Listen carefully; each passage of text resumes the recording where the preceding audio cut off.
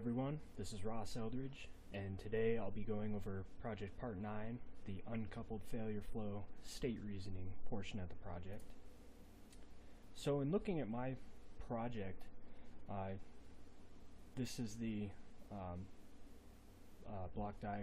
reliability block diagram of my system. You can see that all of my pieces are electrically coupled with a bunch of flow through, if you will. That's to say that this main transformer at the beginning of my system is electrically coupled with my PLC, which is at the end of the line. So in looking at any failure flows, they wouldn't be electrical because, as I said, they're all electrically coupled. However, none of them are mechanically coupled. As you can see, this switch is its own entity, which is separate from this MCC, etc., etc. So what I'm going to be looking at is an arc flash event within the PDC standing for Power Distribution Center, which is the electrical building that houses all of this equipment. So here's a layout of the PDC. What you have here is doors for egress, and then you've got this 480 volt switch gear, which feeds both this 480 volt motor control center and these 480 volt panels. And then you've also got this uninterruptible power supply and the programmable logic controller, or PLC. This is the brains of the operation.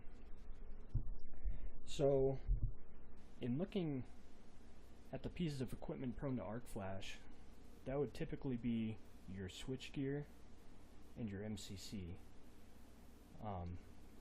These portions have switches that, when they operate, essentially create small arcs, and in the event of a problem, it can create a large arc, and that can create problems within itself.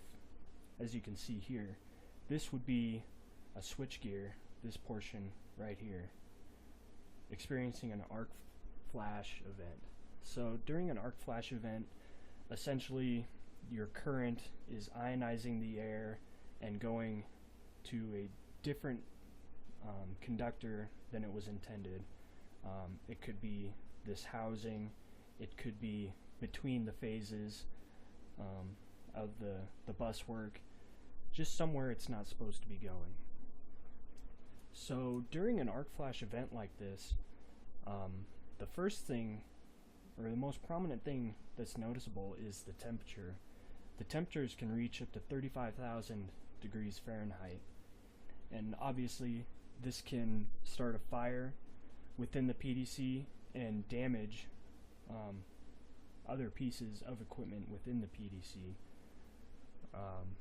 Another thing that happens during the fault, or can happen during a fault, is the copper buswork and cabling can be vaporized due to this extreme heat.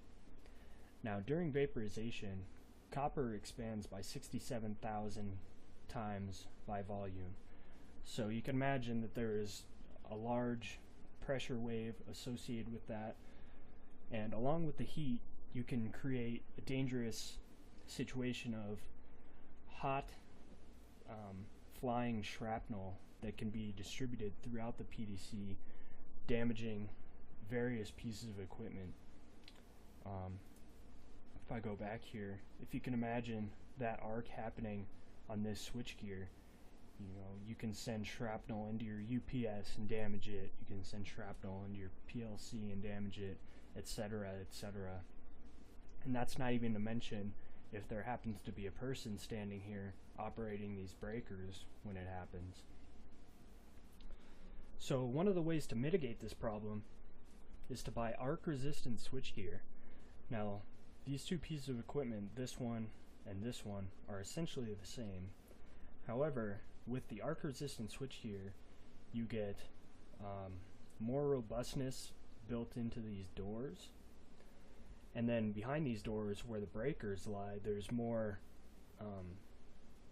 basically more steel in front of the breaker, which does make it harder to maintain, but it contains that arc flash energy within this this box, and then directs it up and out, as you can see here. Now obviously the reason for not going with this switchgear is cost. In order to make this unit more robust, as well as providing the ducting to direct the energy out of the building, your client is going to be looking at about a 20% increase in the cost of this switchgear. And for a switchgear of this project size is somewhere in the neighborhood of $50,000. So you're looking at about a $10,000 increase.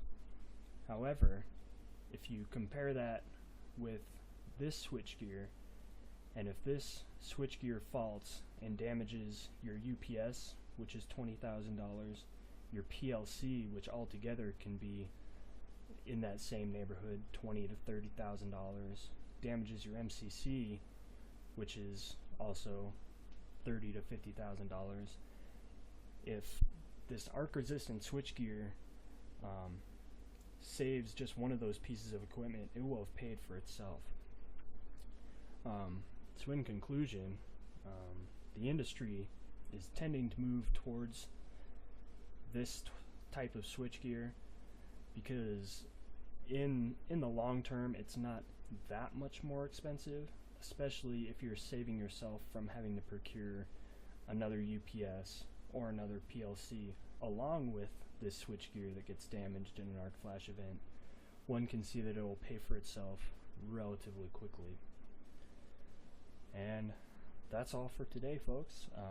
Any questions or comments, go ahead and leave them in the comments section or on the discussion board.